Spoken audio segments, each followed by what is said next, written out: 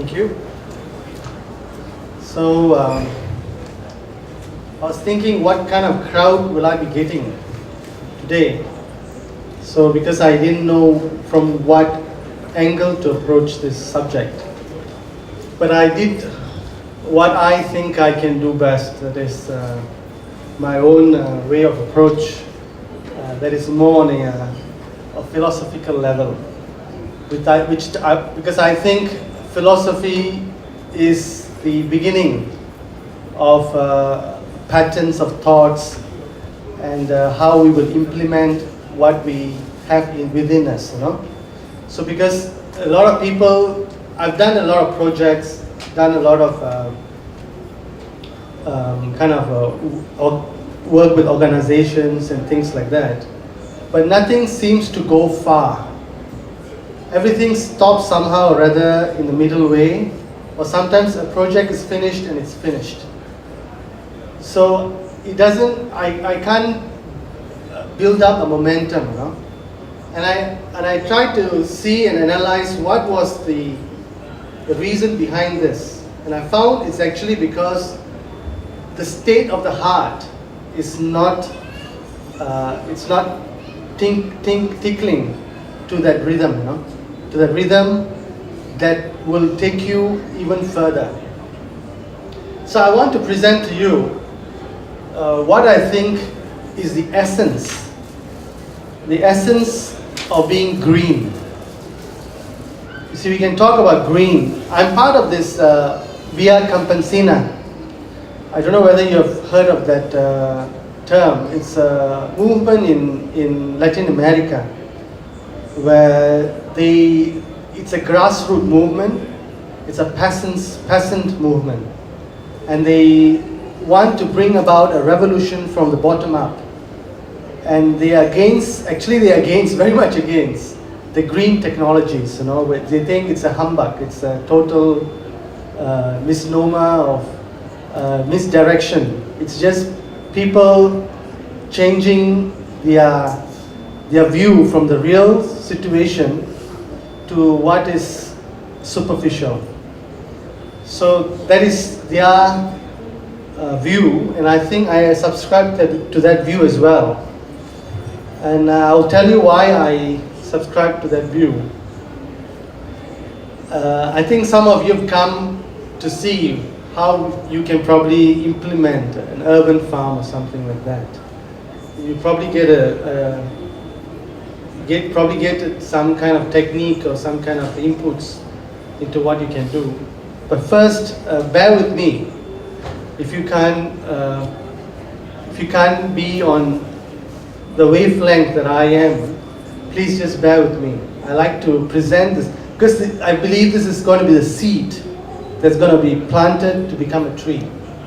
It's not only something, some kind of a technique or technologies that I'm going to present. It's going to be something that your heart has to be in to be a farmer. Okay? So this is a picture of my mentor, my guru, St. Augustine. And he wrote a book called The City of God. And it's a very famous book. So I thought it's pertinent that urban, what he calls urban, is what he believes is a heavenly city, you know. But so the next slide, I will tell you what it is. So what is urban? The urban is an artificial setting, a byproduct of an egotistical mind, city of man, it's called. A city is built, it's a concentration of human population against the demography of nature. And it's overloading of carbon dioxide in contrast to oxygen. Too overwhelming a human activity that stresses the human psyche. Okay, this is some of the things I think urban site is. But I think you can always put in a lot more to it. You can say the urban is the center of a commercial activity, and it's a place where you can They can generate a lot of income and money. You can probably say that urban is where society comes together in a fabric, in a web of social interaction that builds upon the optimum capacity of economic viability. You can also say that. You know, a city is where economic activity happens, isn't it? It happens in a way that society comes together, helping each other out, kind of like what we call specialization and all that. And then it makes each one to have to get a piece of the pie for himself, and he raises the standard of living, sort of, to an extent that is in contrast to the rural. A rural site is where a person is close to nature and is close to the land and is in touch with the natural cycles, and therefore he does not participate as much in the monetary world that the city involves in.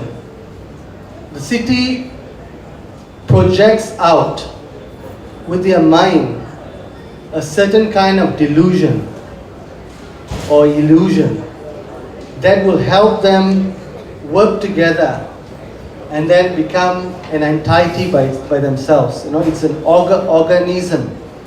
A city person is actually a part of a greater organism, which is called the mechanical, artificial agenda. It's actually a world agenda, you know. The world works in an agenda that praises or enthrones the human mind. We are the best. That's what the city is all about. I am the best. And we try to be the best. We try to be the best in our educational system. We try to educate as much as possible. We try to learn as much as possible. We go into internet, we look for information. We try to overload ourselves with information. We try to do so many things just to be the best, just to be on par or even better, above our equals. Isn't that true? You can probably, I don't see any reaction in your face, but I think I think I'm flowing well with you. So this is not what we were meant to be as part of nature. Our body does not function well in cities. That's why people are stressed. Stress does not come from any other thing but not following the rhythm that has been, the clock that has been put into the bodies of everybody, you know. We have this clock and we have to tick accordingly. If we don't, we are stressed. And it is not to do with, apart despite food habits, despite sleep patterns, sleep habits, despite all others, the very thing to be in the city is stressful. Okay, that's what I want you to know. In urban life, I think most of us are in the urban side. We are all stressed up people. Psyche-wise, we are actually overburdened. No? We're actually carrying a lot of burden because we have to strive in this and we have to always go back to the ego to get our motivation. Motivation and our energy and our powers are always coming out of the ego, and we need it. It's not always a bad thing to have an ego. but we need it, we need it to survive in this concrete jungle, as some people would call it. The city is a concrete jungle. So, what to do? So, okay, now we come to what is organic. So, organic, many people would say it's pesticide-free, chemical-free stuff, anything. But what is organic? Organic comes from the word organ. An organism is organic. So it's what is part of our very being, our body structure, our physiology, our anatomy, our whole makeup, our body makeup is organic. I want to put this point clear and well, that you understand this very well, that our body is very similar to the soil. Our bodies, when we die, we say we go back to where? We go back to the earth. We say we go back to soil. And from the soil, we get our life. So we have this relationship to the earth, to the soil, to the organic side of life. So it's in harmony with the natural cycle. So natural cycle is it's even to do with the cycle of the moon. I just attended a course on what they call biodynamics. It's actually invented by Rudolf Steiner, an Austrian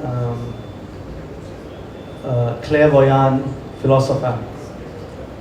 And he said he used calendar and the day to plant a certain thing, a leafy vegetable or fruit vegetable or a root vegetable.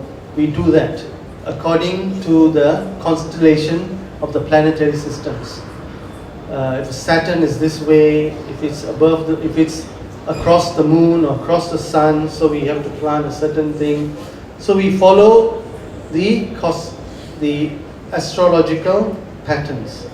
So this is something which we sometimes in our lives we don't consider it, but there is an effect of the lights above us, the heavenlies, that does a little bit, probably not so much, a little bit of effect in our daily lives. So that's a natural cycle. So a rhythm that is in a cyclic movement of time. So this is what I mean. A cyclic movement is that, if you, one thing I'm impressed with India is that in India, everybody throws rubbish everywhere. They just throw it like that, And you wonder why they do it. You teach them so many times, and they still do it. It seems when they come to like a place like Singapore, a fine city, Singapore, and they would go to the dustbin and they would throw it. As soon as they land in Tamil Nadu, let's say, they will throw it outside. They'll do that. They will have a dustbin, but they won't do it. They'll throw it outside. The reason is they have a very cyclic way of thinking, which means because they are not used to plastics, they are not used to things that doesn't biodegrade. They're not used for ages. They've been used to things that will biodegrade. They just throw somewhere on the soil, they know that it will biodegrade in 2 or 3 days. So they have the tendency to just throw it there. And it's fine, it's just no problem. And there's cows everywhere, and the cows will sometimes come and eat it up. So there's no problem of throwing things anywhere except for the modern phenomena where we have plastics and we have so many things that doesn't degrade. So they do not know how to handle that, handle this kind of things that doesn't break down fast enough. So what they do to make them understand this, you have to teach them a lateral lateral thinking, kind of what they call lateral design of time, which they say Europeans have. They have a mind that has like a very dualistic. They say this and that. This, like, it goes like this, you know. Whereas the Indian mind goes in a cycle, and every time they won't tell you yes or no. They will tell you okay, like that, no? Because the reason is they say they have a cyclic way of looking at things. And I think we need a little bit of that, you know. I think it's very important to have that kind of, and it's what they call a feminine energy. A cycle is a feminine energy. And we have lost a lot of feminine in our lives. If you go to the eastern kind of countries, like you see a lot of this new things that culture shocks that is actually the feminine coming back to you. And I really like that. I like to visit this kind of places where I get a real close-up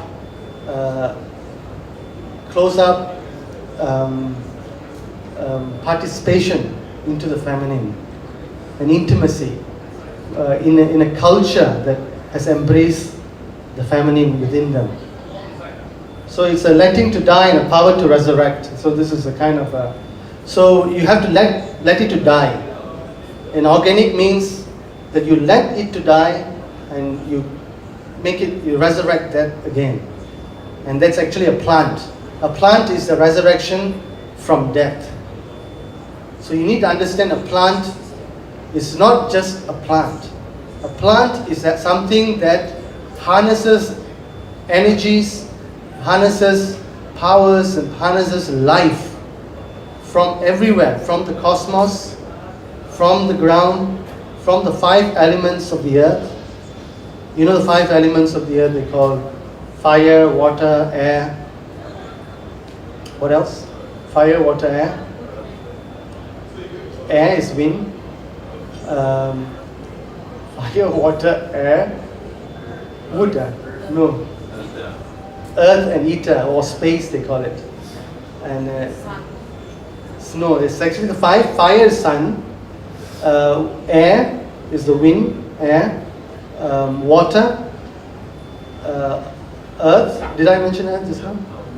Earth and space, or ether. Ether is kind of a radioactivity stuff that happens. So it is there. So this plant actually harnesses 5 things into itself and produces food. You know, so it is an excellent form of life, which is you cannot imitate. No factories, nothing can imitate a plant. What a plant does for free. You know, you don't need any. You don't have to kind of put it into any kind of energies, fuse or whatever context. It does it for the world, and human being being the zenith. We are the end of the whole working, the web of life. We're supposed to take care of the whole thing, but we actually exploit it and damage it. So that's what. I'll come to that a little later. So the Father Sky and Mother Earth philosophy, the understanding of the Father Sky and Mother Earth. I think we need that again, you know. All indigenous cultures of the world, everyone, if you see them, they all have this idea. It's only the modern man does not have this idea at all. If you go to the Red Indians, the Native Americans, I just listened to a talk by Wendell Berry, one of a very prominent American advocate for farming and going back to the grassroots and everything. But when I listened to him, I said, you guys have destroyed everything that has any resemblance of the Native Americans. They had it all. The Red Indians, they say it's not good to call them Red Indians. It's supposed to be Native. First Nations. First Nations. First Nations. Okay, First Nations. Destroyed everything they kept the land, they kept the whole earth, or the whole kind of the continent. They kept it so well for ages, centuries. And then you destroyed it, and now you want to go back to the same thing they have done before. But you do it in a wrong way again. You do it with your own mind again. You don't go back to the intuition. You don't go back to the heart. That is what is lacking. A lot of, as I said, the feminine is lacking. The intuition is lacking. So to be a farmer, you need to be a lot like a woman. That's why women, they say, were the first farmers. Women were the best farmers. They knew how when they touch the earth, they can feel the throbbing of the earth. They knew it. It's in their body. Man does not know that as much. He only knows how to tick, tick, tick, and use all sorts of tools to break open and things like that. But that's not the way of organic farming. That's how it comes. So complete linking of the loop to form a holistic view of the living beings. So it's a loop. It's a link. We need to link it well. You see, another thing is that we don't see.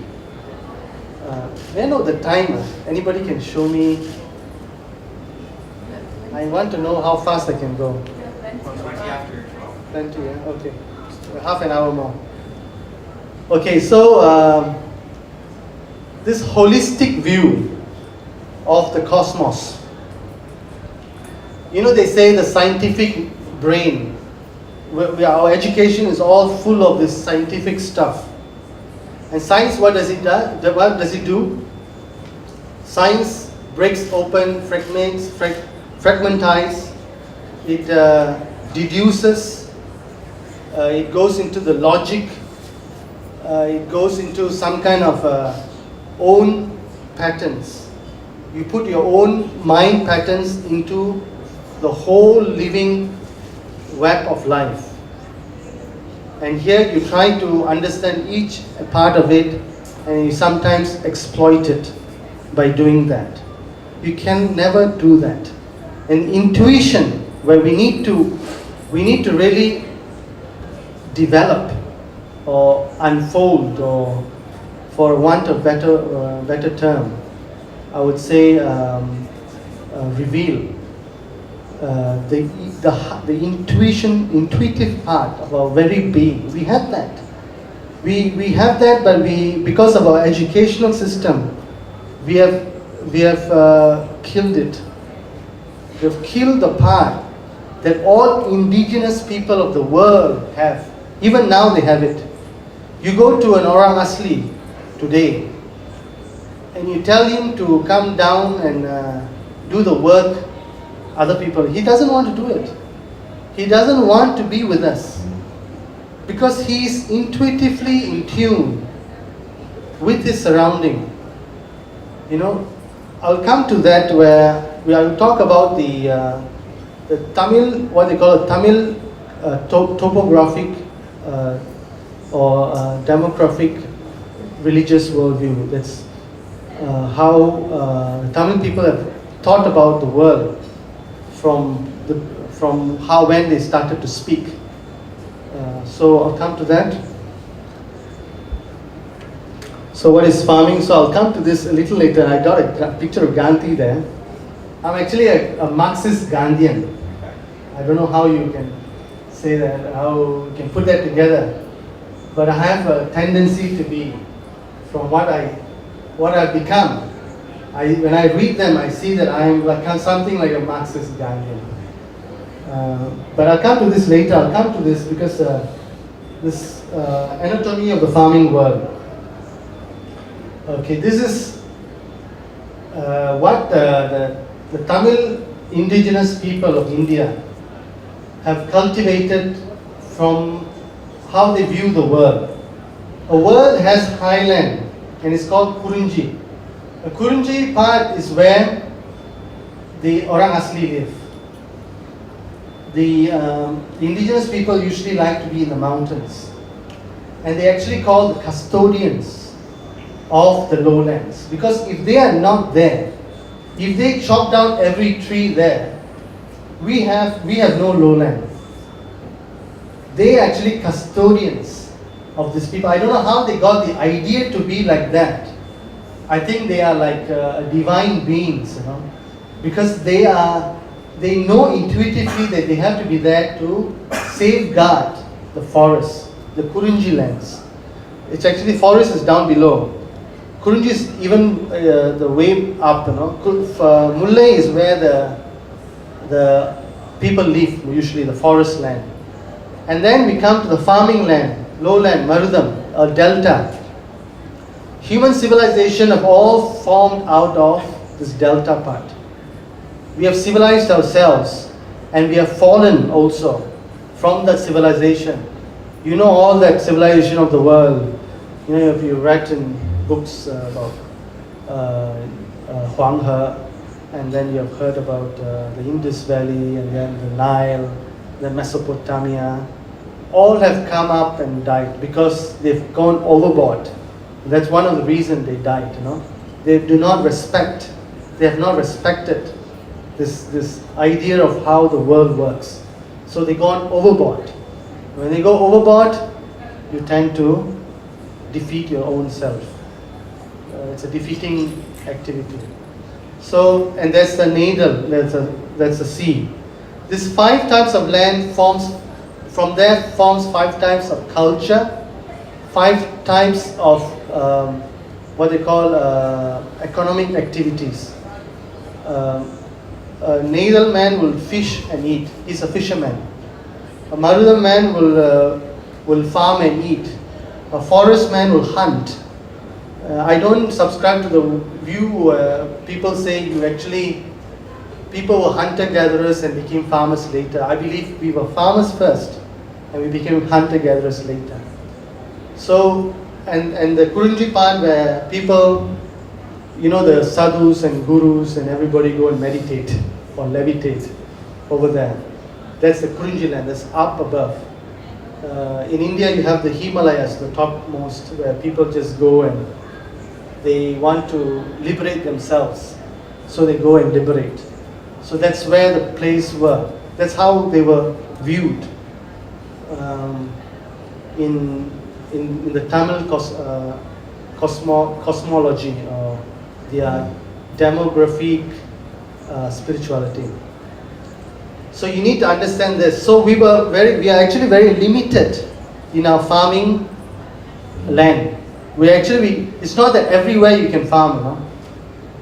We don't have much farming land actually.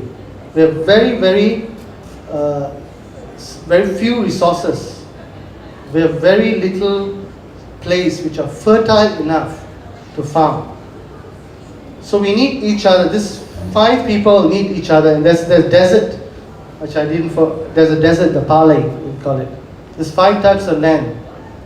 And in the desert, they say only bandits live, or thieves, and that's how they say. Those who don't have work in the 4 lands, they will go to the Palay and they will become thieves and robbers, bandits, gangsters and all that. So you have some economic activity, you tend to live with it. And you tend to form a culture out of it.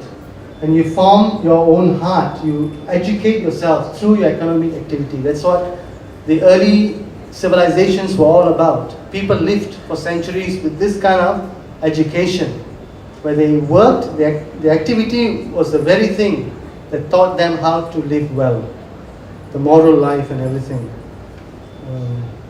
So going back to what is farming. Okay, what is farming? It's a fulfillment of the evolutionary process from the outer to the inner. They say the evolution was actually from from small to big, and the biggest and everything. But actually, evolution was supposed to be from the out, become inner enough that you become a real human being.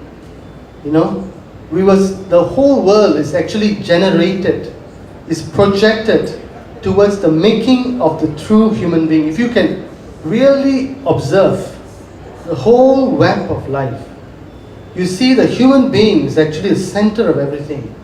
And the whole creation is working towards making this human being the best creature that can really do the best for the world. But here we are, we have let the whole nature down by being the worst kind of creatures. This is the farming spirit was a spirit of not of only enterprise. The farming spirit was a spirit of education. Manasobu Fukuoka would say man started farming not only to raise crops, but to perfect the human psyche, or to perfect the human heart. That was why people started farm. It was supposed to be an activity that builds character, that builds a lot of the inner ethos, It's supposed to be that. So real education unfoldment of spirit that was behind the creation of the world. So this is a very something that if I go into it, it'll be too long. Because I believe the whole world is a spirit. As Rudolf Steiner would also say, the spirit and matter, but it's a spirit. We are supposed to spiritualize this matter, what they call divinization or spiritualization. We're supposed to bring it into the divine sphere, which we are not doing. We're still keeping it in the material sphere. And by doing that, we are getting worse and worse.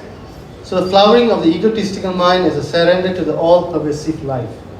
So when you do farming, what happens is your ego tends to be cultivated along with the hard soil. The hard soil, as representing your heart, the hardness of your heart, when you cultivate it, when you plow it, you're actually plowing your own heart, making it softer, making it more supple, making it more moldable. And you're molding it into the very life that you're putting into the soil. The seed, the plant, the fruit, the bearing, or the whole bearing of it. It's happening within you as well while you're doing it. And it's a mirror of the very thing that's happening within you. So by doing it, your ego is being broken. Your ego is actually not broken, but it's actually transformed into a much higher consciousness. Higher consciousness that I don't want to talk about transcendental and things like that, the words that does not mean so much. But it's a flowering actually. It's a flowering of the ego to bring everything into one, and becoming a one, understanding the oneness of everything. That's what it's all about. So human manual labor. One thing I like about Gandhi is he promoted manual labor. He's actually a disciple of Leo Tolstoy. Leo Tolstoy is another thinker who actually was all out for manual labor. Manual labor is a must. It's a penance of humility for merits of unsurpassed development of personhood. So, to become a person, you need manual labor. Because we have a body. And because we have the body, we have to work. And we have to work in the body, not only in the mind. It's not a mental activity, it's a bodily activity. This is a must. Farming was a means of civilization that built cities and empires beyond imaginations. So we actually built so much. Civilization of old were actually greater than what we have. We have fossil fuel, we have everything now. Still, we have not actually gotten the dust of the feet of probably the Egyptian civilization or the Indus Valley civilization. We have not actually reached that kind of zenith. We have not. We are still learning to live or to understand even how the planets work. We don't know, but they knew how the planets work. They knew how an insect will bring about a certain catastrophe in the future if we leave it to be what they are now. They knew all that. They had a very insightful way of looking at things. So urban organic farming. Urban organic farming is a miniature attempt for the holistic embrace. So here, my friends and ladies and gentlemen, here, since probably you are here for the talk because you want to be an urban farmer. And to be an urban farmer, you're actually bringing the whole thing into a small scale. One thing I wanted to tell was when the evolutionary thing, they said in the 16th century Europe, the whole Renaissance period of expansion happened. You know, we are all part of colony. We are all colonized by what they call Western powers. And the very thought they had was that we need to expand. We need to expand and expand and expand. But this, and that has come to us even now into the economy of scale. We always talk about something as the economy of scale. We need to do big. And by doing big, we can earn more profit, or we can get a profit margin. That's what we talk about. Our whole mindset is geared towards this kind of economy of scale. I think we have to shut that and then come back to what Albert Schumacher would call small is beautiful. Small. Doing it small. Doing it in your backyard, little bit. Start with little bit. Not economy of scale anymore. You know, economy of scale is a very bad way of doing things. It's a reminiscent of this 16th or 14th century European expansion programs. Still that mind. That's old, you know. We're supposed to become new. We're supposed to regenerate. We're supposed to think new things. So we have to start with farming small scale. This is what we need to. So home garden is where the heart of God rests. And when I was studying in New Zealand, they always have this a small write-up sort of thing. Where they say a garden is where the heart of God rests. They have kind of like that, you know. And usually the New Zealanders, they like to do a little bit of flower gardens, orchards, not orchard, but ornamental flowers. They like that. They're not really farming, but I mean like food farming, but they like to have a nice green around their house. This is part of their thing. And I always remember that, you know, that they found that there's a certain solace, certain comfort in being in a garden. Always. You can see, you know, there's certain, you feel at peace with yourself when you're in a garden, nice garden. So to raise the very life that gives one the life, meaning to nurture the food that will nourish the body. So this is something that, you know, as I said, when we die, we go back to the soil. And by the very soil, we nourish our life. This is the understanding, the life and death understanding. It's not a dualistic way of thinking anymore. It's a monistic way of thinking where death, there's only one thing, death and life. Death is nothing, life is everything. I think we have to come back to that kind of understanding of life. Not, that is one part, this is one part. No more like that. We have to come to that kind of what they call a win-win situation. Have you heard of that, the win-win situation? Where we win and the soil also wins. It's a win and win. We don't destroy something and we try to win by that. That's not a good way of doing things. We want everything, but we want for everyone, for everything. Everything for everything. So that is what is called a win-win situation. So it's an economic, social and political activity subverts everything for the personal freedom. I call farming a political activity because nobody can touch a farmer.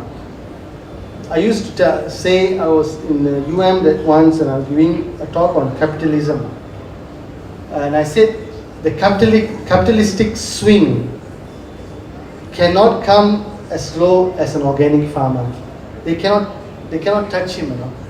An organic farmer is an independent, free being that nobody can do anything to him. That's why in Cuba, a country like Cuba, where everything was abandoned, they don't have the industrialization, they didn't have Russia to help them, everything was gone, and they went back to organic farming. They started with that, and that's how, and they won. They are a real story of success, where no module really helped them out but organic farming. And by being organic farmer, you are totally free. You are in a state of freedom that's unsurpassed. For me, I feel so free just being a farmer, because I know I don't respond, or I don't come under anybody. I only come under heaven.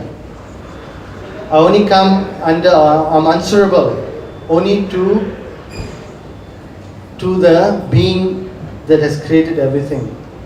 I'm only answerable to that being. I'm not answerable to anybody, anything, anyone.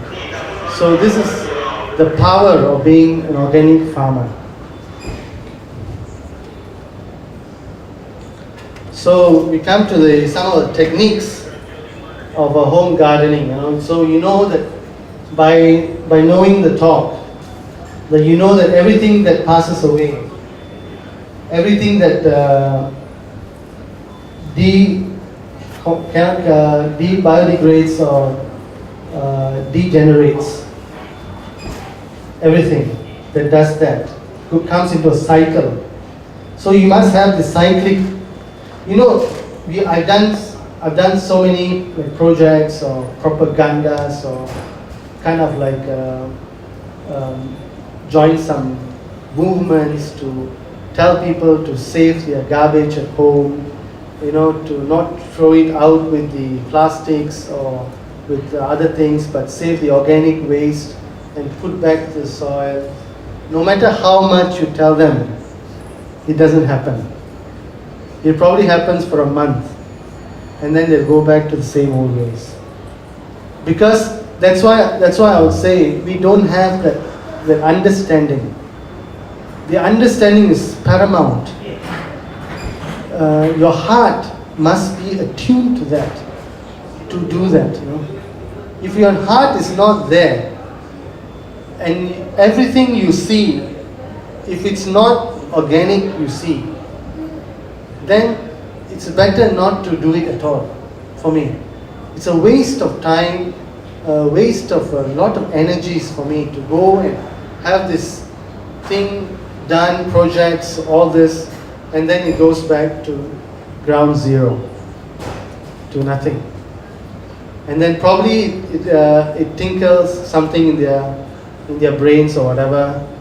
Sometimes probably it plants a seed. They say, okay, at least we have planted a seed, they say. Probably it will germinate somewhere, somehow, sometime in the future. We wouldn't know. But for that time, you find a frustration, a kind of depressed feeling. You find that it's not taking off. And I always argue with people about this. Why is it not taking off? And they always say, oh, it did not take you overnight to change. So why do you expect everybody else to change overnight? They would not. But I think if we stay in this kind of atmosphere, this urban, scientific fragmented educational system, analytical kind of worldview. If we stay with this, we would never come to the very way that people have lived for centuries. We will not. So this is my analysis of what I perceive to be among people. I find it easier to convince or to do with people in India, in Tamil Nadu where I've been, and I work with people, I find it so easy. Their only problem is economic,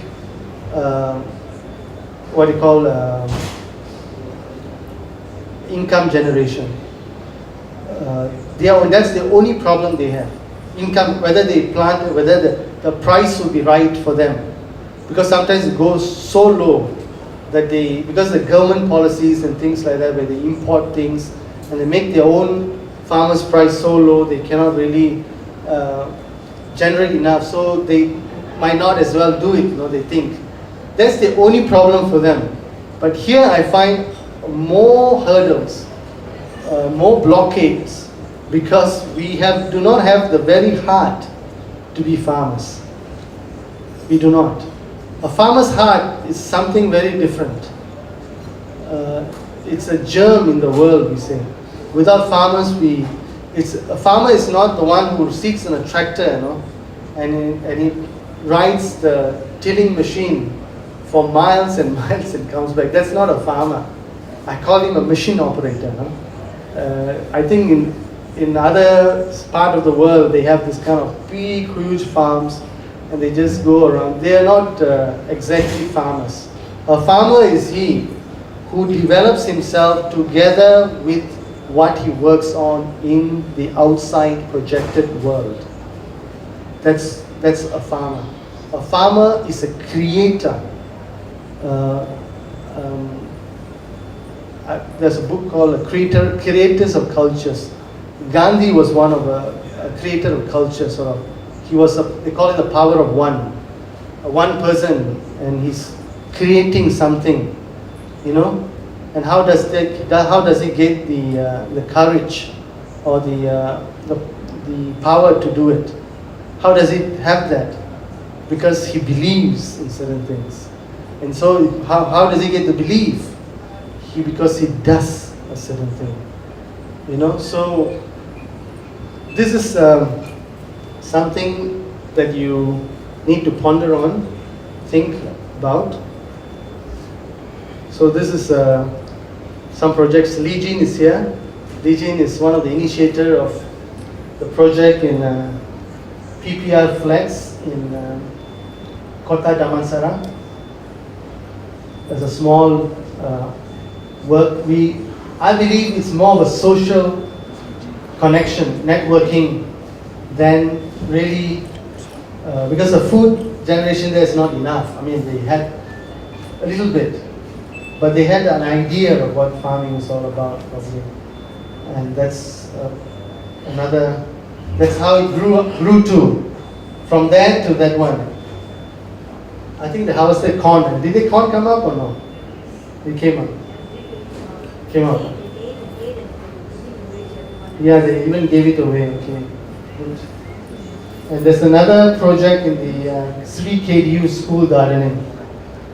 This is we do it in a planter box. This is another way of doing urban farming. If you don't have land, you can have a planter box, and then you can put soil. You put sand, you put clay, you put compost. You put sand, clay, compost. You put like that, and then you start. I think the next talk will be about composting. Probably get to know about composting later. But it's my presentation. I want to leave with you is that I want you to have this heart of a farmer. So this, I think, is for me, is the most important. And I like to know or hear comments from you. Please ask questions. So this is a time for you to, I think I have 5 minutes left or 10 minutes. the mic will be given to you. Please, Yep. if you have any comments, suggestions, this gentleman. Yeah, I mean, I talked a little bit last time, but Again, I find this a very, very inspiring talk. And then my mother always used to say that gardening is a very spiritual activity. And so this just reinforces what you're saying. And also what you're saying, Stephen Covey, the 7 Habits of Highly Effective People, it says not to try to change the behavior, but to change the attitude, which kind of reinforces what you're saying. And also to cultivate that attitude to do the gardening. I'd like to, I wish my teenage son was here, because he really needs to get involved in this type of thing rather than just video games. I think it would really improve his attitude. Just a few comments.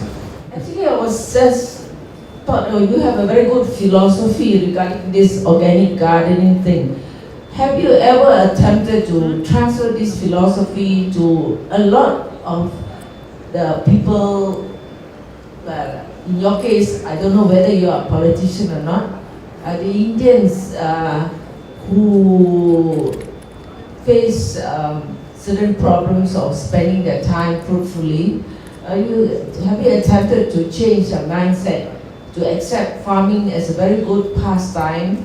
And they can farm because there are plenty of waste ground around that people can work on, it's just spending time on it, but they probably haven't thought of it. So instead of, especially those youths who get into gangsterism and all that, instead of going to those negative activities, it was good if you can just put them on. I think they had those burlier clubs and all those things.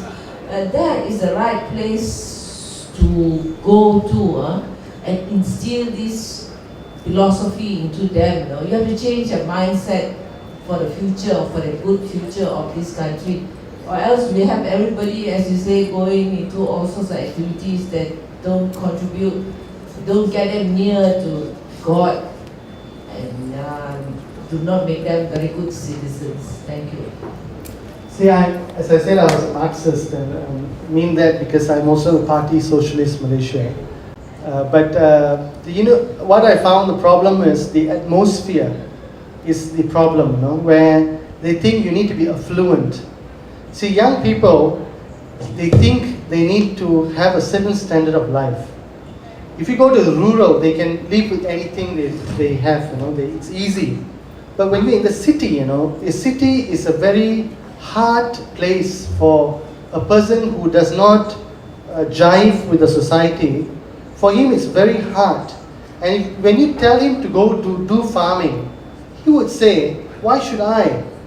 Why is others not doing that and I am the only one who's supposed to be in the lower rank? And because farming is always seen as the lowest strata, the lowest rank, you can spiritualize it. I spiritualize it, but nobody else does it. If you are saying it, would you spiritualize farming? Would you make it higher? Would you buy from him? If he, see, we need to work on all sides. We need to help him have income, economic, social, and political. These 3 things has to be firmly helped and done with him, the young people. You have to organize that whole thing as a whole package. But the mood, what I was saying is the mood of the city, the mood of the urban lifestyle is not conducive for me to do that. I can only do that in the rural side. No, in the night markets and certain events, like religious events, we can try. Near a temple, they bring the vegetables all. We can try.